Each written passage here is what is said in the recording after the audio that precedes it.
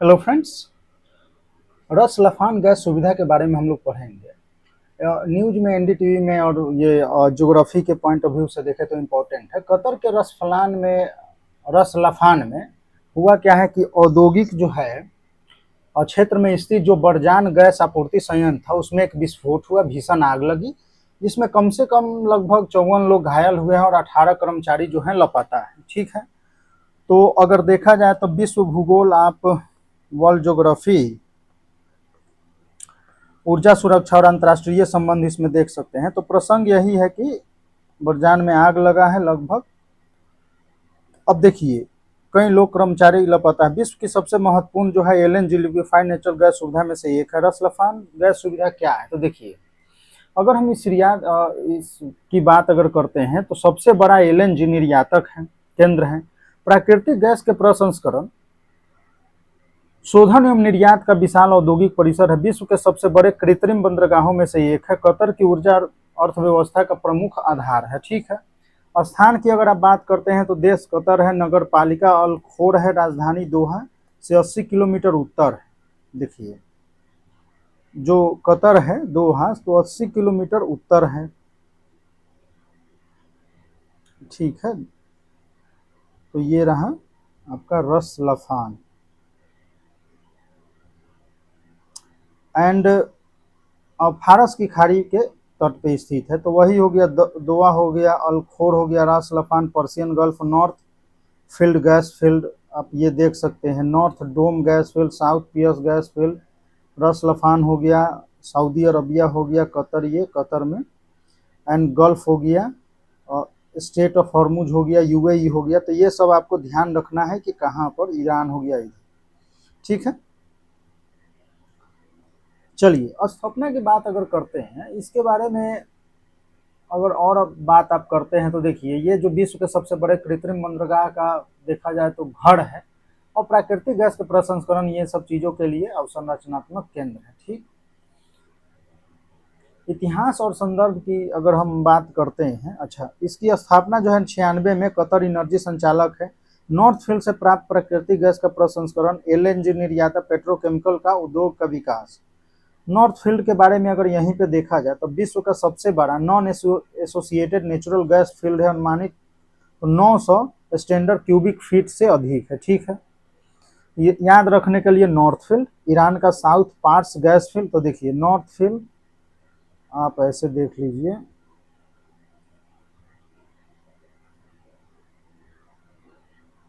ये रहा आपका साउथ पार्स फील्ड, ये हो गया नॉर्थ फील्ड। तो north field, South Pars field, ठीक है, एंड दोनों मिलकर विश्व का सबसे बड़ा गैस क्षेत्र बनाते हैं। और संरचना की बात करते हैं तो बरजान गैस प्लांट जो है Exxon Mobil and Qatar energy का संयुक्त उद्यम है। लगभग जो है 10.4 बिलियन डॉलर उत्पादन क्षमता जो है इतना प्रतिदिन है, 4 billion standard S C F. ठीक है, गैस जो है प्रतिदिन है। एलएनजी एक्सपोर्ट टर्मिनल की बात अगर करते हैं तो एलएनजी एक्सपोर्ट हब है, हजारों एलएनजी जहाज़ों की लोडिंग होती है। गैस टू लिक्विड की अगर हम बात करते हैं तो पेट्रोल जीटीएल, ओएक्स जीटीएल है, और डीजल केरोसिन ऑन तेल जो है, और डॉल्फिन गैस प्रोजेक्ट, तो यहाँ से प्राकृतिक गैस, यूएई ओमान में गैस का निर्यात। लफान रिफाइनरी की बात करते हैं तो ये सब चीज़ें जो हैं, वाटर पावर, तो रास लफान ए, रास लफान बी, रास जो है गिरतास, विद्युत उत्पादन हो गया, समुद्री जल का भी डिसैलिनेशन प्लांट जो है इन सब क्षेत्रों में अधिक है। कारण क्या है कि पीने के पानी की समस्या है यहाँ पर। ठीक है, तो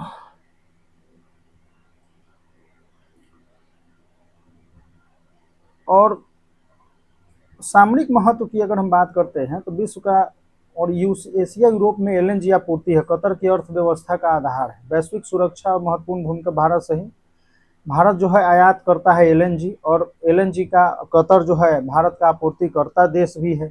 तो पेट्रोनेट, एलएनजी, गेल, इंडियन ऑयल, बीपीसीएल। ठीक है, और यहीं पर अगर देखें तो भारत जो है प्राकृतिक गैस महत्वपूर्ण हिस्सा एलएनजी आयात से पूरा करता है। रिपोर्ट के अनुसार अगर हम 26 के संघर्ष की बात करते हैं तो मार्च 2026 में क्षेत्रीय संघर्षों के दौरान यह सुविधा जो है एक लक्ष्य बन गया, और 18 मार्च 26 को मिसाइल हमले से नेटवर्क में जो है संपत्ति को निशाना बनाया गया। 14 उत्पादन इकाइयों में से 2 को व्यापक क्षति हुई, और एलएनजी का क्षमता का देखा जाए तो लगभग 17% जो है ये नष्ट कर दिया गया, ठीक है, ऐसा कुछ, और नष्ट हो गया। लगभग 20 अरब डॉलर के वार्षिक राजस्व का उत्पन्न हुआ है, 20 अरब डॉलर।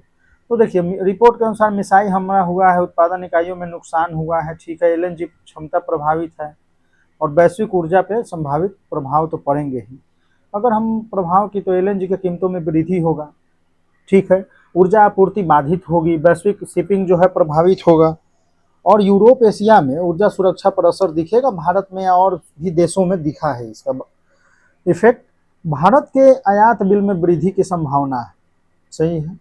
अब यूपीएससी के पॉइंट ऑफ व्यू से देखिए तो रस लफान जो हो गया, Qatar north field world largest जो है गैस फील्ड हो गया, Iran LNG liquefied GTL gas to liquid, ये सब जो है कतर एनर्जी बरजान गैस, तो कतर एक्सॉन मोबिल दोहा में, तो इतना पर्शियन गल्फ के तट पे। वैल्यू एडिशन की बात करते हैं तो जीएस पेपर 2 अगर हम आईआर की तो भारत कतर संबंध ऊर्जा सहयोग हो गया। पेपर 3 में अगर हम बात करते हैं इकोनॉमिक्स से तो ऊर्जा सुरक्षा, प्राकृतिक, एलएनजी व्यापार, वैश्विक आपूर्ति, भू राजनीतिक एवं ऊर्जा। एक पंक्ति में अगर सिंपली बोला जाए तो रस लफान जो है विश्व का सबसे बड़ा एलएनजी निर्यातक केंद्र है, जो नॉर्थ फील्ड से प्राप्त प्राकृतिक गैस प्रसंस्करण, शोधन और निर्यात में वैश्विक ऊर्जा हब है, ठीक है। तो ये सब। इथियोपिया की बात अगर हम करते हैं तो भारत के प्रधानमंत्री ने इथियोपिया के प्रधानमंत्री अबी अहमद अली को और सत्तारूढ़ प्रॉस्पेरिटी पार्टी को देश के आम चुनाव और उसके निर्णायक जीत पे बधाई दी। तो ये तो न्यूज में इस वजह से था। दूसरा इसमें और भी जो चीजें हैं वो उसको हम देख लेते हैं कि दिसंबर 2025 में अदीस अबाब यात्रा और प्रधानमंत्री को इथियोपिया के सर्वोच्च सम्मान जो है ग्रैंड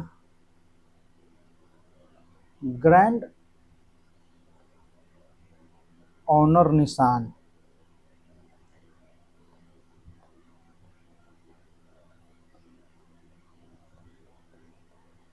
ठीक है, ऑफ इथियोपिया, इससे सम्मानित किया गया था पीएम मोदी को। ये कब किया गया था? दिसंबर 2025 में। एक तो ये न्यूज में है। दूसरा इसमें एक ये भी है कि इथियोपिया के विदेश मंत्रालय में एक डेटा सेंटर स्थापित करने, ठीक है, तो विदेश मंत्रालय में डाटा सेंटर एक स्थापित करने में G20 जो है कॉमन फ्रेमवर्क के तहत, G20 कॉमन फ्रेमवर्क के तहत क्या है,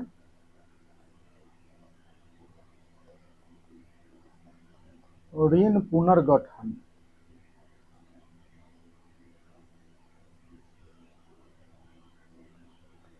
के लिए एमओयूज जो है पर हस्ताक्षर हुआ है, पर सिग्नेचर हुआ है। तो ये सब चीजें हैं। तो विदेश मंत्रालय के मतलब डाटा सेंटर स्थापित करने के लिए और G20 कॉमन फ्रेमवर्क के तहत जो है ऋण पुनर्गठन के लिए समझौता ज्ञापन एमओयूज पे जो है हस्ताक्षर किए गए। तो ये सब जो है इसमें न्यूज में रहा है और प्रधानमंत्री मोदी जी निर्णायक जीत पर बधाई दी। इथियोपिया के बारे में हम लोग देखते हैं कि पूर्वी अफ्रीका का एक संप्रभु जो है गणराज्य, अगर आप इसको आप देखें तो इथियोपिया ये रहा, ठीक है, इथियोपिया। और इसके बारे में थोड़ा डिटेल में देखेंगे हम लोग। चलिए वहीं पे अगर विश्व के सबसे प्राचीन स्वतंत्र देशों में से एक रहा है, अफ्रीका महाद्वीप का कूटनीतिक और आर्थिक केंद्र रहा है, अफ्रीकी संघ अफ्रीकन यूनियन का मुख्यालय यहीं स्थित है, ठीक है। अब हॉर्न ऑफ अफ्रीका का देखे क्षेत्र, अदीस अबाब देखे यहाँ पर राजधानी इसका, ठीक है। और आप इसमें भी अगर देखें तो अदीस अबाब हो गया, ग्रेट रिफ्ट हो गया यहाँ पे, और लेक अबाया हो गया, आसवा डैम हो गया, और यहाँ पे लेक टाना हो गया, ब्लू नाइल देखो नदी यहाँ से निकल रहा है, यूरोपियन हाईलैंड्स, तो डैनकिल डेजर्ट हो गया, अफार डिप्रेशन देश हो गया, तो ये सब रास दासेन हो गया। तो इन सब चीज़ों को अभी हम लोग चर्चा करेंगे। सीमा साझा की अगर हम बात करते हैं तो देखिए उत्तर में इरिट्रिया, जिबूती हो गया आपका उत्तर पूरब में, ये रहा जिबूती, इरिट्रिया हो गया, सोमालिया हो गया आपका, ये रहा पूरब में, केनिया हो गया दक्षिण में केनिया, ठीक है, और दक्षिण सूडान हो गया पश्चिम में साउथ सूडान, एंड सूडान हो गया उत्तर पश्चिम में। तो ये रहा सूडान। तो ये आपको पता होना चाहिए कि इरिट्रिया के जो है इथोपिया, इथियोपिया के जो साझा करने वाले देश, सीमा साझा करने वाले देश कौन कौन से हैं। सोमालियन लैंड ये हो गया, ठीक है। चलिए, तो महत्वपूर्ण तथ्य की बात अगर करते हैं तो स्थल रूट जो है लैंड लॉक देश है, ठीक है, सबसे अधिक जनसंख्या वाला। 93 में इरिट्रिया से अलग होने के बाद समुद्री तट को खो दिया। तो इरिट्रिया से जो है 93 में अलग हुआ और समुद्री तट को खो दिया। अगर हम इथोपिया हाईलैंड्स की अगर बात करते हैं तो देखिए, इथोपियन हाईलैंड्स की अगर आप बात करते हैं,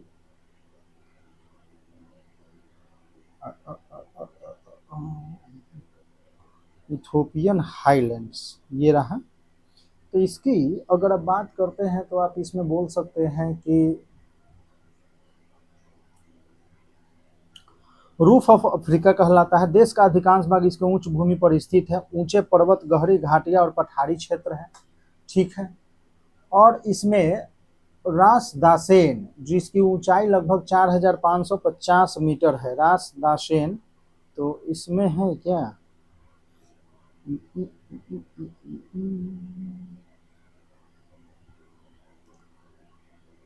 यहाँ रहा, ठीक है, 4550 मीटर है।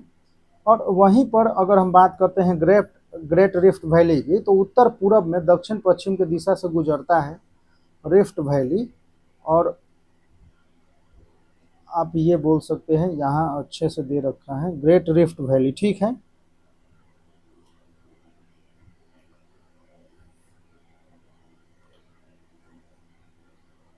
देश को पूर्वी और पश्चिमी उच्च भूमि विभाजित करता है, अनेक झीलें हैं, गर्म जल स्रोत है, ज्वालामुखी पाए जाते हैं। ग्रेट रिफ्ट वैली पे अगर हम देखा जाए तो रिफ्ट वैली लेबनान से मोजाम्बिक तक फैली एक प्रमुख भ्रंश जो है फॉल्ट प्रणाली है, ठीक है। और देखिए, रिफ्ट वैली इंपॉर्टेंट इस वजह से भी है कि यूपीएससी प्रीलिम्स में जो है इससे क्वेश्चन पूछा गया और हमेशा पूछा जाता है।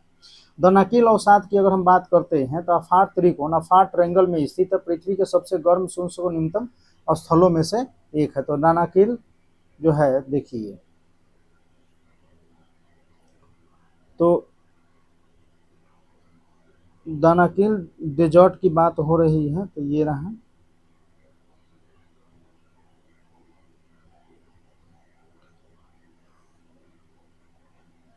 डिप्रेशन भी हो गया वहां पास में। तो ये अब विशेषता है कि नमक का मैदान है, तो अब जब डिप्रेशन होगा और शुष्क है, न्यूनतम स्थलों में से है, तो नमक का मैदान होगा, सक्रिय ज्वालामुखी है, गर्म जल के स्रोत होंगे, सल्फर खनिज ये सब का निक्षेप होगा। महत्वपूर्ण ज्वालामुखी तो इरता आले है।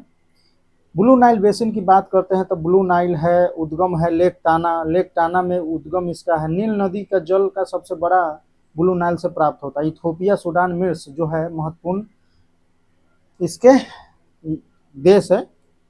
और एरिड लोलैंड्स की अगर शुष्क निम्न भूमि की बात करते हैं तो सोमालिया सूडान की सीमा की ओर स्थित है, अर्ध शुष्क और शुष्क जलवायु है, सवाना और झाड़ीदार वनस्पति होते हैं यहाँ पर। प्रमुख नदियां भी वही, आसवान रिवर हो गया, ओमो रिवर हो गया, बारो रिवर। तो आपको जो है डैम बताना है कि इन सब नदियों पे कौन कौन से डैम। प्रमुख झीलों की बात करते हैं तो लेक ताना, लेक अबाया, लेक जो है चामो हो गया, लेक जीवाए और लेक शाले। तो इसको जो है आपको अरेंज करना है नॉर्थ टू साउथ, इसको अरेंज करना है, ठीक है। अगर आप देखना चाहें तो ये आप देख सकते हैं। तो लेक अमाया देख लीजिए, लेक चाओ देख लीजिए और लेक ताना देख लीजिए, ठीक है। तो ये सब है इसमें।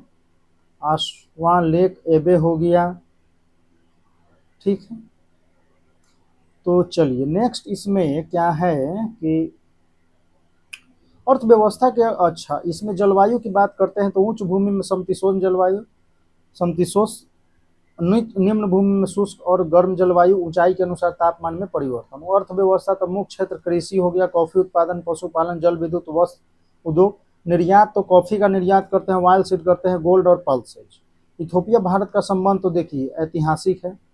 इथोपिया प्रमुख व्यापारिक निवेश का साझेदार, शिक्षा, स्वास्थ्य, आईटी, कृषि, इन सब में निर्माण से भारत कंपनियां कृषि और विनिर्माण क्षेत्र में निवेश करती हैं। आईटेक एंड छात्रवृत्ति का सहयोग है।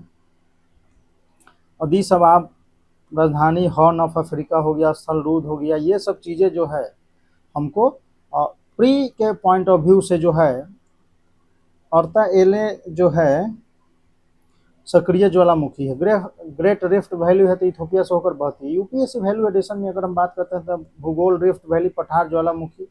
वहीं अगर पेपर 2 हम बात करते हैं आईआर की, तो भारत अफ्रीका संबंध हो गया, इथोपिया सहयोग, अफ्रीकी संघ हो जाएगा।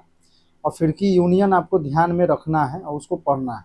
जीएस पेपर 3 से तो जल सुरक्षा, नील नदी विवाद, ऊर्जा, जल विद्युत। इसमें हम अगर एक लाइन में बात करना चाहें तो इथोपिया पूर्वी अफ्रीका के हॉर्न ऑफ अफ्रीका क्षेत्र में स्थित विश्व का सबसे अधिक जनसंख्या वाला स्थलरूढ़ क्षेत्र है, देश है, जहां अफ्रीकी संघ का मुख्यालय है। ब्लू नाइल का उद्गम है लेक ताना, और ग्रेट रिफ्ट वैली और दनाकिल अवसाद स्थित है।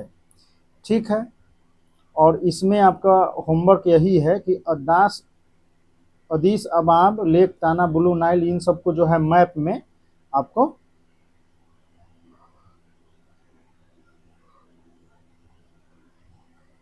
मैप में आप चिन्हित करिए। ठीक है, वेनेजुएला देखते हैं। इसमें क्या है कि वेनेजुएला में 7.2 एंड 7.5 जो है दो शक्तिशाली भूकंप आने के बाद राष्ट्रीय आपात घोषित किया गया है। भूकंप जो है राजधानी काराकस में जो है तो पश्चिम में आया है। ठीक है, और काराकास के पश्चिम में आया है, तो ये आप देखेंगे। चलिए, इस भूगोल, आपदा प्रबंधन और विश्व मानचित्र से हम इसको देख सकते हैं। परिचय तो दक्षिण अमेरिका के उत्तरी तट पर स्थित एक संप्रभु संघीय गणराज्य है। और वेनेजुएला जो है अभी कुछ दिन पहले जो है न्यूज में भी रहा था, ट्रम्प प्रशासन एंड वेनेजुएला। तो ये जो है आईआर का पार्ट है, इस पर डिटेल डिस्कशन होगा। देखिए, सर्वाधिक जो है प्रूवेन पेट्रोलियम भंडार यहाँ है। ओपेक का जो है संस्थापक सदस्य है।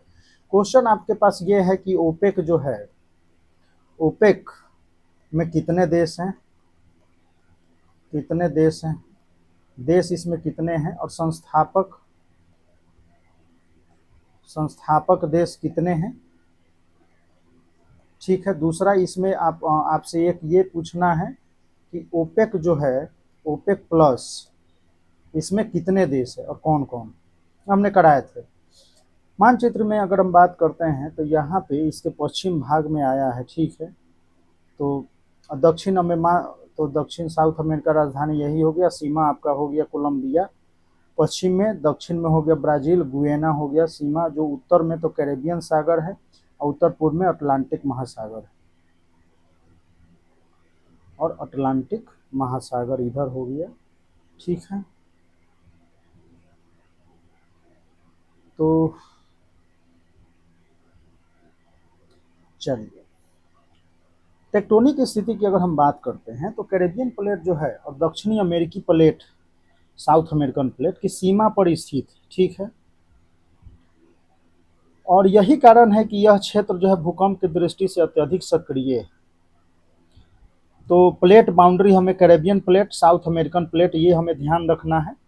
और इसके अलावा जो भी जो है प्लेट बाउंड्री है, ये हमें पता होना चाहिए कितने प्लेट है। और जो है अभी इस साल 2025 मिड अब मान लीजिए 2026, अब जो अपकमिंग एग्जाम है उसके लिए जो है जितने भूकंप वगैरह ये सब आया है उसको आपको ध्यान में रखना है। प्रमुख भौतिक प्रदेश फिजियोलॉजिकल डिवीजन की बात अगर करते हैं तो एंडीज पर्वतमाला है। ठीक है, उत्तर पश्चिम भाग में एंडीज पर्वतमाला का विस्तार है। पेरिजा माउंटेन है, कॉर्डिलेरा जो है डिमार्डा है। सर्वोच्च चोटी तो बोलीवार पीक है, और उच्चतम जो है 4,978 मीटर है। तटीय क्षेत्र की बात अगर करते हैं तो कैरेबियन तट के समानांतर है, और प्रमुख शहर इसी क्षेत्र पर स्थित है। कैराकास है, वलेंसिया है, माराके है। नेगुएटा पीक है 2,765। उत्तर पश्चिम घाटी और सेगोविया उच्च भूमि की अगर हम बात करते हैं तो लेक माराकाइबो के पूरब में है, और यहाँ स्थित है। कोरो सैंड ड्यून्स वेनेजुएला का एकमात्र जो है मरुस्थलीय जो है क्षेत्र है। तो आप ये देख सकते हैं अब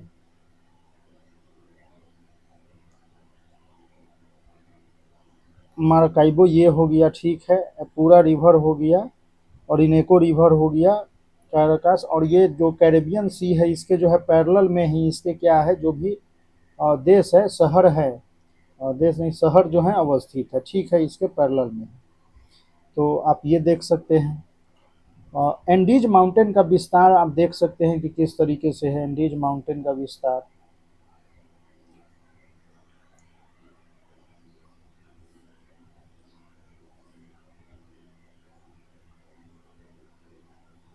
वहीं पर अगर हम लेक माराकाइबो के निम्न भूमि की बात करते हैं तो एंटीज पर्वत के बीच में विशाल बेसिन है। दक्षिण अमेरिका की सबसे बड़ी प्राकृतिक झील है, विशाल जो है तेल का भंडार है वहाँ पे।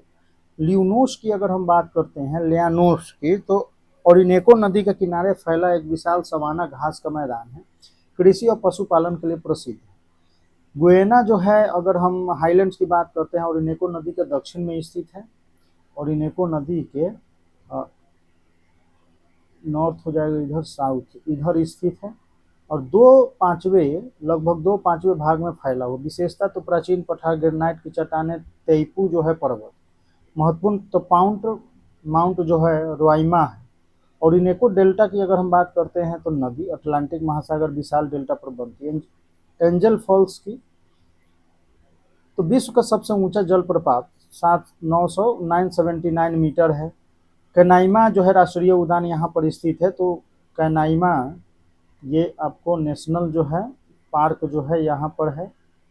प्रमुख नदियाँ तो हमने देख ही लिया, झील जो है ये भी देख लिए। प्राकृतिक संसाधन तो पेट्रोलियम, प्राकृतिक गैस, लौह अयस्क, बॉक्साइट, सोना, हीरा।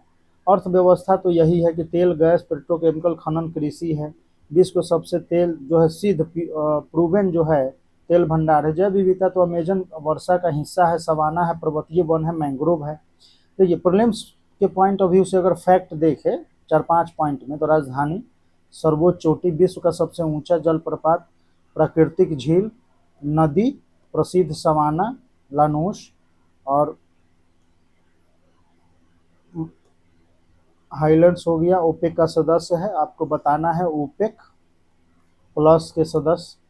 कैरिबियन प्लेट और साउथ अमेरिकन प्लेट के सीमा पर स्थित है। वहीं पर अगर हम जीएस पेपर 1 में देखें तो ये सब जीएस पेपर 1, पेपर 2 में संबंध, ऊर्जा सहयोग हम देख सकते हैं, और ऊर्जा सुरक्षा और संसाधन अभी आईआर के पॉइंट ऑफ व्यू से जो है वेनेजुएला और यूएस से, ठीक है, तो वेनेजुएला यूएसए का संबंध जो है ये इम्पोर्टेंट है, न्यूज में है। कारण है कि कोई किसी देश के राष्ट्राध्यक्ष को बंदी बनाकर ले जाते हैं तो मतलब असंप्रभुता की भी बात आ जाती है, और जनता के मत और मतलब वहाँ के लोगों को, उस देश की व्यवस्था पे सवाल। तो मानचित्र अभ्यास के लिए आपको जो है इन सब चीज़ों को जो है चिन्हित करना है, कौन चीज़ कहाँ पर है। देखिए एक लाइन में अगर हम करते हैं तो वेनेजुएला दक्षिण अमेरिका के उत्तरी तट पर स्थित है, विश्व के सबसे बड़े सिद्ध पेट्रोलियम प्रूवन भंडार है पेट्रोलियम का, और यह कैरिबियन और दक्षिण अमेरिका प्लेटों की सीमा पर स्थित होने के कारण भूकंपीय दृष्टि से संवेदनशील है। यहाँ एंजल फॉल्स और इनेको रिवर, लेक माराकाइबो तथा ग्याना उच्च भूमि स्थित है। लिपू लेक पास की अगर हम बात करते हैं तो लिपू लेक पास जो है प्रसंग क्या रहा है कि भारत ने उत्तराखंड के लिपू लेक दर्रे के माध्यम से चीन के साथ सीमा व्यापार को 6 वर्ष के बाद पुनः शुरू करने का किया है, ठीक है। यह व्यापार 20 के कोविड-19 महामारी के दौरान स्थगित कर दिया गया था। और भूगोल, अब भारत चीन नेपाल संबंध हम देखेंगे, सीमा व्यापार देखेंगे, भारत नेपाल संबंध 20 में देखेंगे, भूगोल हो गया। तो आप देख पा रहे होंगे कि ये रहा नेपाल और आपका ये रहा लिपू लेक पास। तो इसी पथ से जो थोड़ा सा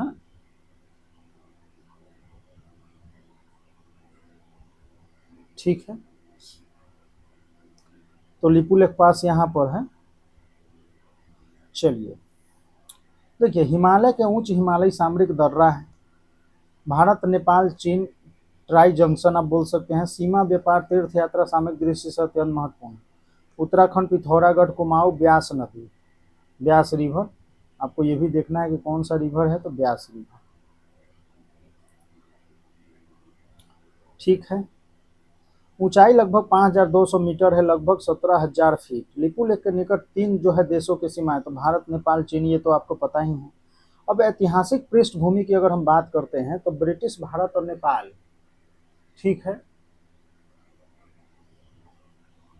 के बीच हुई और काली नदी को नेपाल का पश्चिम सीमा माना गया। काली रिवर जो है उसको पश्चिमी सीमा माना गया। विवाद का कारण है कि काली नदी के उद्गम को लेकर है, ठीक है। भारत का दावा है कि काली नदी का उद्गम काला पानी से होता है, इसलिए लिपुलेख भारत का हिस्सा है। नेपाल का दावा है कि लिम्पियाधुरा जो है, नदी का उद्गम लिम्पियाधुरा से होता है और इसलिए काला पानी, लिपुलेख, लिम्पियाधुरा नेपाल के क्षेत्र में आते हैं। 1991 में भारत चीन युद्ध के बाद बंद व्यापार मार्ग को भारत चीन ने 91 में पुनः खोला था। 2020 में विवाद, तो भारत ने धारचूला लिपुलेख से लगभग 80 किलोमीटर जो है सड़क का उद्घाटन किया। नेपाल ने इसका विरोध किया और नया राजनीतिक मानचित्र जारी किया जिसमें काला पानी, लिपुलेख, लिम्पियाधुरा ये सब जो है, तो 19 के समय जो है ये सब न्यूज में 20 में काफ़ी ज़्यादा था इम्पोर्टेंट। विशेषता की अगर हम बात करते हैं तो सबसे छोटा लोकप्रिय मार्ग है कैलाश मानसरोवर यात्रा के लिए इम्पोर्टेंट है, लोग पवित्र मतलब आप मार्ग बोल सकते हैं। सड़क और ट्रैकिंग दोनों सुविधाएं हैं, भारत सरकार द्वारा आधिकारिक तीर्थ मार्ग आप बोल सकते हैं। सीमा व्यापार, तो भारत तिब्बत का मुख्य व्यापार ऊन का, पशु उत्पाद और स्थानीय हस्तशिल्प, पर्वतीय उत्पाद। लॉजिस्टिक केंद्र की अगर हम बात करते हैं तो गुंजी है, नाभि धांगा धांग हो गया, तो इससे उपलब्ध क्या है, सीमा शुल्क, ITBP चौक, गोदाम, तीर्थ यात्री सुविधाएं। अंतिम मार्ग, तो अंतिम 600 मीटर दूर है, खच्चर और घोड़ों द्वारा सामान ले जाया जाता है। सामरिक महत्व की अगर हम बात करते हैं तो भारत चीन सीमा के निकट है, भारत नेपाल सीमा विवाद से जुड़ा हुआ है, कैलाश मानसरोवर की प्रमुख मार्ग है, सीमा व्यापार, राष्ट्रीय सुरक्षा, भारतीय अवसंरचना का महत्वपूर्ण भाग है। तो संबंधित स्थल ये सब हैं, इसको आप देख सकते हैं। नदी जो है वो काली नदी है, व्यास नदी है, इसको भी आपको ध्यान में रखना है, ठीक है। उत्तराखंड पिथौरागढ़ कुमाऊं, ऊंचाई आप देख लीजिए, ट्राई जंक्शन है, प्रमुख मार्ग है। 91 में पुनः प्रारंभ हुआ, विवाद 20, सुगौली संधि 1816, काली नदी विवाद। GS1 के पेपर से हिमालय पर्वतीय दर्रे और महत्वपूर्ण भौगोलिक जो है भौतिक भूगोल। GS पेपर 2 से भारत नेपाल, भारत चीन सीमा विवाद, सीमा प्रबंधन, ये सब। और GS पेपर 3 सीमा अवसंरचना, राष्ट्रीय सुरक्षा, सीमा व्यापार, कनेक्टिविटी। मानचित्र का अभ्यास अगर करना है तो ये सब चीज़ें जो हैं आप देखिए, इंपॉर्टेंट है। एक लाइन में तो लिपुलेख दर्रा जो है उत्तराखंड के पिथौरागढ़ जिले में स्थित लगभग 5200 मीटर ऊंचे सामरिक हिमालयी दर्रा है जो भारत नेपाल चीन ट्राई जंक्शन के निकट स्थित। कैलाश मानसरोवर यात्रा, सीमा व्यापार, भारत नेपाल चीन विवाद, काला पानी, लिम्पियाधुरा के कारण अत्यंत महत्वपूर्ण है। तो ये सब चीज़ें इसमें हैं, ठीक है। तो फिर मिलते हैं हम लोग और बात करेंगे फिर जो है किसी और मैपिंग में टॉपिक पे। तो वीक में जो है एक जो है मैपिंग की क्लास तो आएगी ही, और धुरंधर इन मैपिंग, ठीक है। तो हम लोग डिटेल में डिस्कशन करेंगे, जितना डिटेल हो सके एग्जाम के पॉइंट ऑफ व्यू से, एग्जाम का जो पैटर्न चेंज हो रहा है उसके हिसाब से। क्वेश्चन आप इसमें आप ये बोल सकते हैं कि नेपाल से जो है कौन कौन से स्टेट जो है भारत के सीमा जो है साझा करते हैं, स्टेट जो है सीमा साझा करते हैं, बॉर्डर, ठीक है। एक ये क्वेश्चन हो गया आपका, और सुगौली संधि आपको पढ़ लेना है। तो ये सब चीज़ें